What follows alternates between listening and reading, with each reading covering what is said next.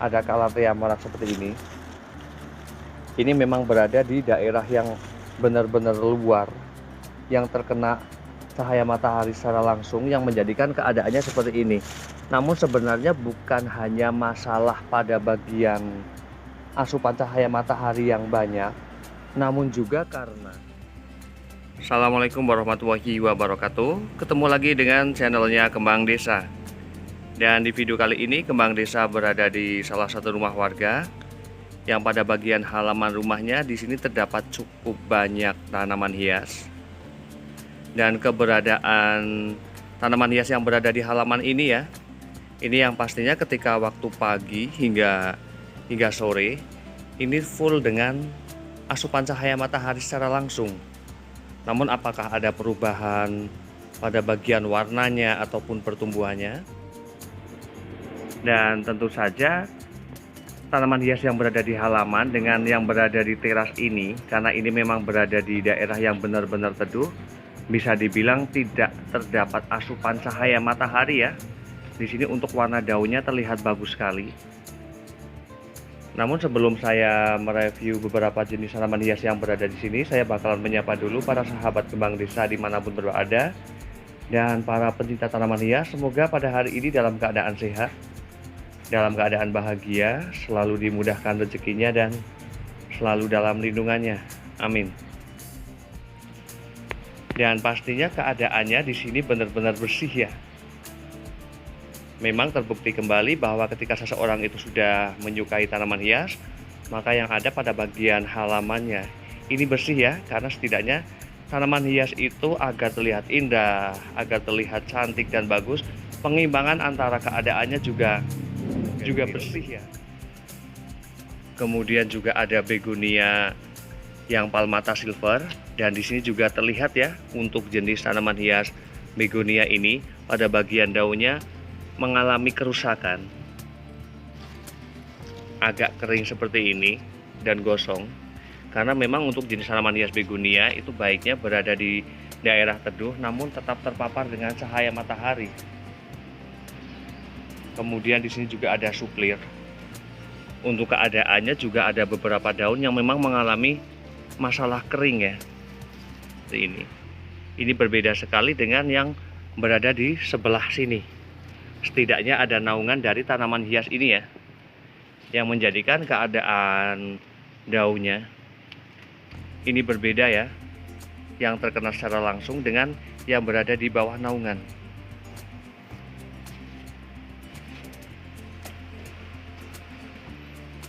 Kemudian di sini ada beberapa tanaman hias, ada Teradan Setia, ada Calathea, kemudian juga ada Keladi.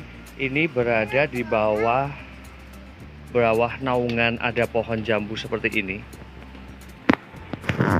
Sehingga keadaan untuk jenis tanaman hias yang berada di sini, khususnya untuk jenis tanaman hias Calathea, di sini keadaannya bagus karena memang adanya naungan ya. Di sini ada Calathea meranti Bali atau Triostar, kemudian juga ada Calathea semangka. Di sini untuk keadaan daunnya benar-benar bagus, tidak ada yang terbakar ya. Dan kemudian di bagian sisi sampingnya, di sini ada tanaman hias, ada begonia brevirimursa ataupun red wallet. Dan di sini untuk keadaan pada bagian batangnya ya, di sini sudah mulai pada menjulang seperti ini. Dan ini alangkah baiknya agar tanaman hias begonia ini brevirimursa ataupun jenis tanaman hias yang batang ya, ini alangkah baiknya agar selalu tampak menjadi rimbun, terlihat selalu cantik. Ini alangkah baiknya pada bagian batang tanaman yang sudah tua seperti ini. Ini dilakukan pemangkasan pada bagian pangkal ya, agar memunculkan tunas-tunas baru sehingga tampak menjadi terlihat cantik kembali. Nah, di sini yang mengalami masalah rusak parah ya pada bagian warna daunnya adalah ada Calathea marak seperti ini.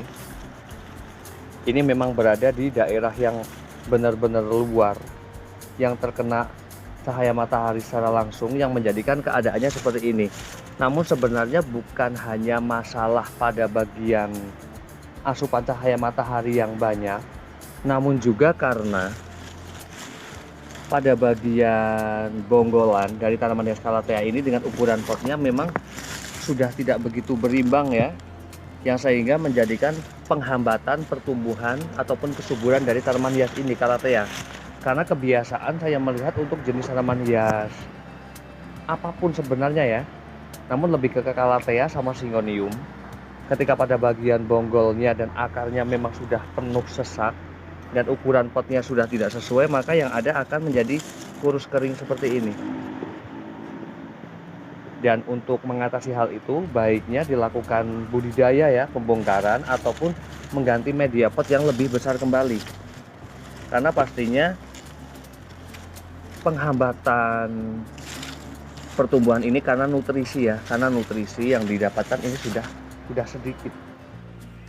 Dan kemudian juga ada tanaman hias, ada Aglonema Snow White, kemudian juga ada Bromelia.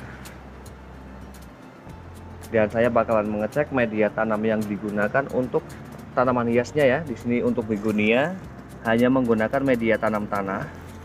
Kemudian juga untuk Divenbasia, di sini hanya menggunakan media tanam tanah. Dan untuk aglonemanya, di sini juga hanya menggunakan media tanam tanah. Dan kemudian pada bagian rak sini, ini ada sekitar 6 pot tanaman hias, ada Aglonema Bicroy. Dan di sini saya menemukan satu ulat yang sudah berukuran besar seperti ini. Ini ya.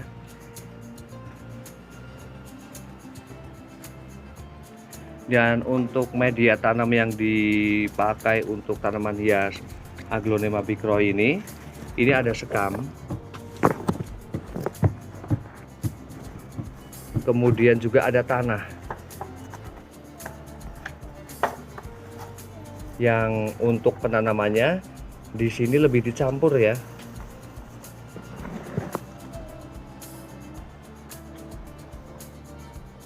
Untuk tanaman-tanaman hias yang berada di bawah emperan rumah ini setidaknya memiliki pertumbuhan yang lebih baik ya, yang lebih bagus dibandingkan dengan tanaman hias yang berada di halaman rumah.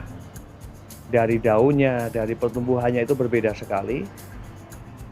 Di sini terlihat subur-subur banget. Ada Begonia Martin Mysteri. Kemudian juga ada Alocasia yang hijau ini.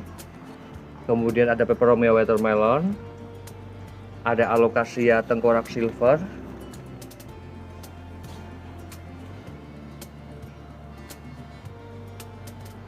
Dan kemudian saya bakalan beralih ke bagian Terasana ya. Air mata pengantin. Ada Tanaden Setia. Dan kalau saya mengambil kesimpulan ya, untuk tanaman-tanaman hias yang berada di bawah naungan itu jauh lebih bagus pertumbuhannya ya. Dan termasuk pada bagian daunnya, di sini jauh lebih terlihat lebih segar ya.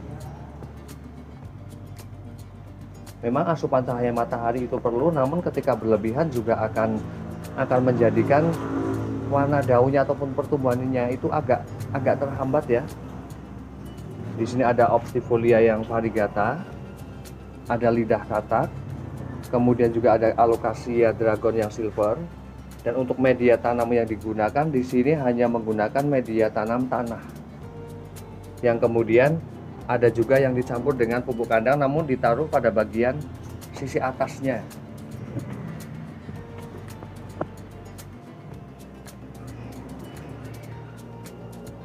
Dan kemudian pada bagian samping rumah itu ada beberapa tanaman hias yang memang diliarkan.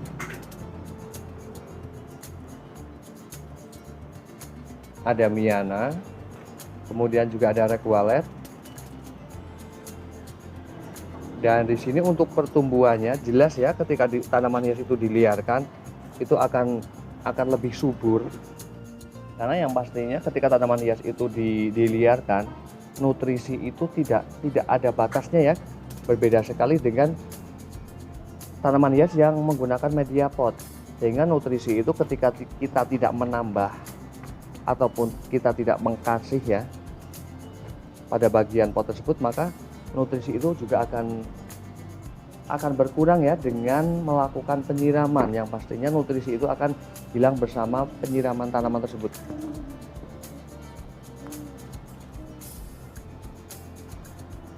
Dan demikian review dari Kembang Desa tentang beberapa jenis tanaman hias dan bagaimana juga masalah penempatan ya terhadap tanaman hias tersebut.